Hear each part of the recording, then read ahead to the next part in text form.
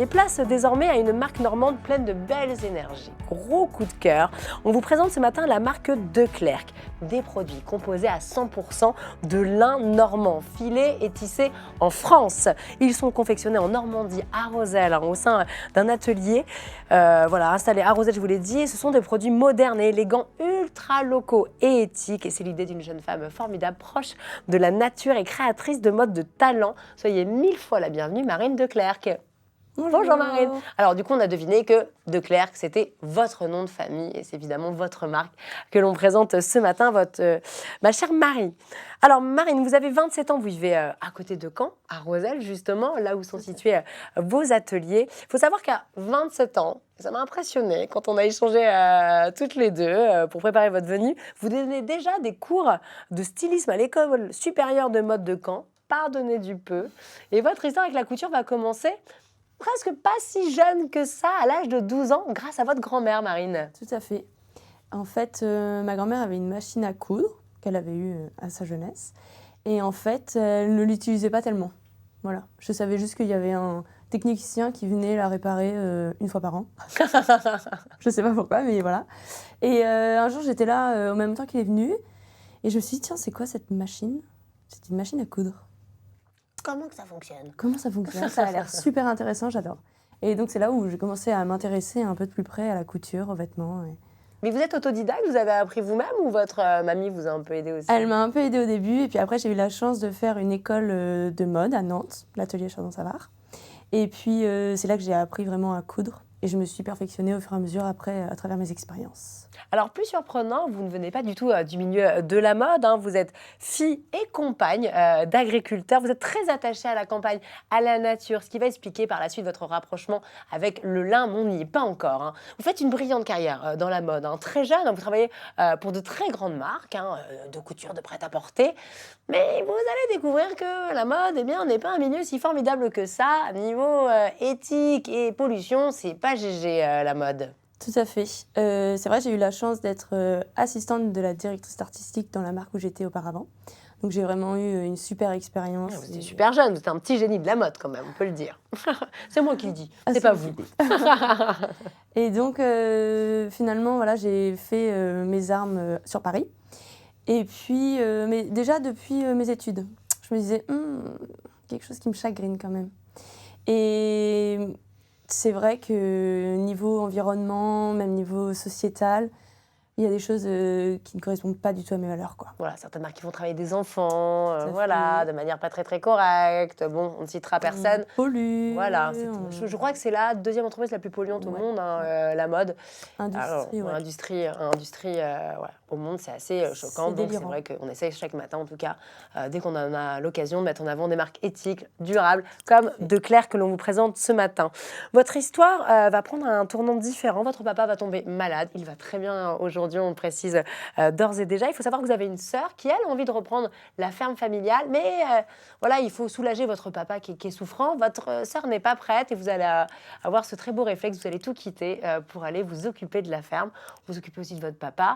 Ouais. Et finalement, ce rapprochement avec la nature va éveiller à nouveau ce projet qui n'a, de prime abord, rien à voir avec l'agriculture, qui est la mode. Et vous allez surtout découvrir le lin via ce rapprochement avec la nature, Marine. Tout à fait.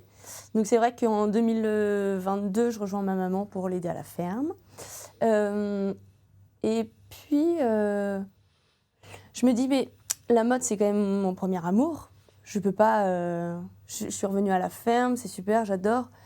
Mais c'est pas votre vie, c'est pas pour vous. J'ai trop d'échos qui font je veux faire de la mode, je veux continuer à faire du vêtement, mais comment je vais réussir à faire du vêtement correctement en respectant mes valeurs.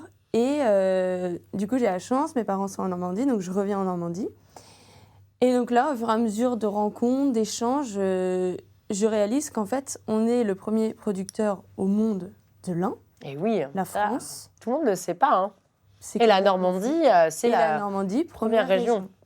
50% de la production mondiale de lin. Et là, le lin. Et là, du coup, je me dis, waouh, incroyable. Donc, je creuse un peu. Je me rends compte que beaucoup part à l'étranger pour être transformé en Chine, en Inde et dans d'autres pays. Et je creuse. Et je me rends compte qu'en fait, on relocalise les filatures de lin en France.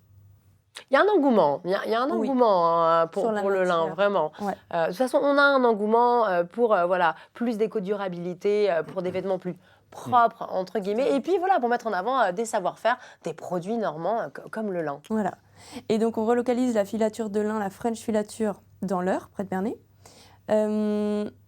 On a la chance, les tissages ne sont jamais partis. Donc, moi, je travaille avec un tissage qui est dans le Nord. Et donc, en fait, le lin est cultivé en Normandie.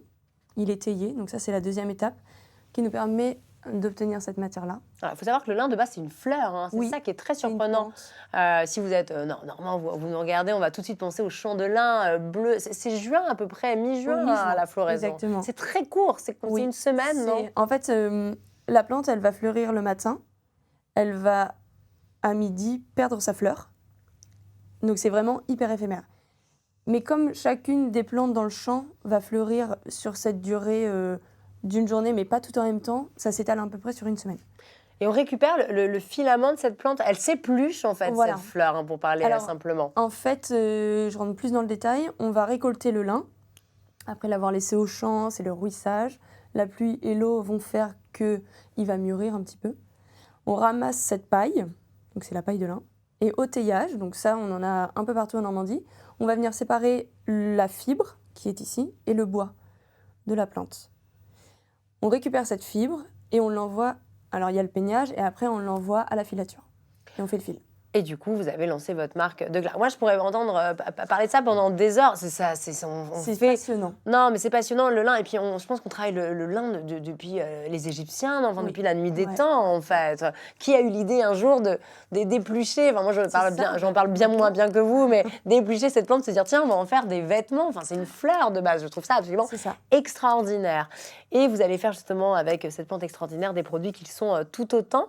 Comment avez-vous lancé De Clercq? Parce que vous faites tout vous-même, Marine. Vraiment, il faut le signaler. Vous dessinez, vous cousez quasiment. Enfin, vraiment, c'est du ultra local, ultra fait main, presque, fait maison. Exactement. Donc j'ai commencé à faire toute mon enquête un peu sur la filature, sur le tissage, commencer à rencontrer mes futurs partenaires. J'ai eu la chance de m'associer avec un ami pour lancer la marque. Voilà, donc toute la partie administrative aussi parce que c'est très très lourd. Et donc j'ai commencé à dessiner mes modèles, les modèles que je voulais voir sur le marché. J'ai commencé à faire mes prototypes, développer les patronages, faire mes prototypes, faire des essayages, ça va pas, ok, je change. Je vais Vous êtes faire ça, je vais très, faire très ça. exigeante, mais c'est bien. Hein. Franchement, vous êtes une sacrée petite pépette, si vous me permettez l'expression. Pour 27 ans, vous êtes très bossy, quoi. Enfin, un peu boss, quoi. Enfin, c'est impressionnant ça, ce c'est que vous la avez chance. déjà fait à votre âge. Franchement, bravo. C'est ce que j'ai appris dans mes expériences auparavant. Et en fait, le vêtement, pour qu'il soit parfait, on ne peut pas rester sur des petits détails qui ne marchent pas. Il faut pousser au maximum. Et donc, on lance la marque, voilà, on fait des événements, on fait découvrir la marque. Mon associé repart sur d'autres projets. Et moi, je me dis, ok, je continue. Et en fait, j'ai continué à faire des événements, j'ai continué à découvrir les clients, à faire essayer. Et il y a un engouement en fait, sur les produits. Non, mais ça cartonne et franchement, c'est hyper mérité. Ça s'appelle De Clercq, c'est D-E-C-L-E-R-C-K. Ouais. Vous avez un site internet qui est magnifiquement bien fait. Vous avez une mode mixte, hein, vraiment. C'est homme-femme, vous ne faites pas l'enfant encore, je Je fais crois. pas l'enfant. L'homme, il y a quelques pièces effectivement qui peuvent plaire, principalement femmes. En fait, vous portez votre modèle iconique. J'adore ce mot, les jeunes ils disent ça maintenant, c'est iconique. On voit des photos, enfin, votre truc, c'est la veste, quoi. Enfin, Ouais.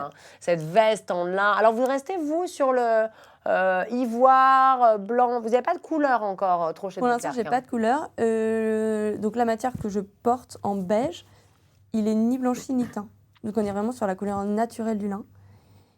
Donc c'est pour ça que j'aime bien le mettre en valeur quand même. Vous avez bien raison. Qu'est-ce qui fait la différence de couleur? C'est vraiment encore le lin qui est plus foncé, ça donne un vêtement un peu plus marron, un peu plus foncé Ce qui va faire la différence entre les différents beiges qu'on peut voir, c'est vraiment la plante. En fait, c'est Incroyable. d'une culture à l'autre, du fait qu'il ait eu plus ou moins de ruissage, de temps au champ. C'est vraiment ça qui va changer subtilement la couleur. Mais écoutez, franchement, vous proposez également des petits accessoires. Voilà, on a découvert ce matin eh bien, comment fabriquer un vêtement en lin. Je pense que tout le monde ne le sait pas. Moi-même, je n'avais pas tous les tenants et aboutissants de la création d'un vêtement en lin. Ça s'appelle De Clerc. On soutient cette jeune créatrice de mode normande. Je vous invite vraiment à aller sur le site. C'est vraiment magnifique. C'est une très belle idée cadeau, pourquoi pas. On s'habille local, éthique et c'est vraiment fait chez nous. Alors vraiment, c'est à Roselle, c'est en Normandie et c'est fait par une jeune fille franchement absolument formidable. Vous allez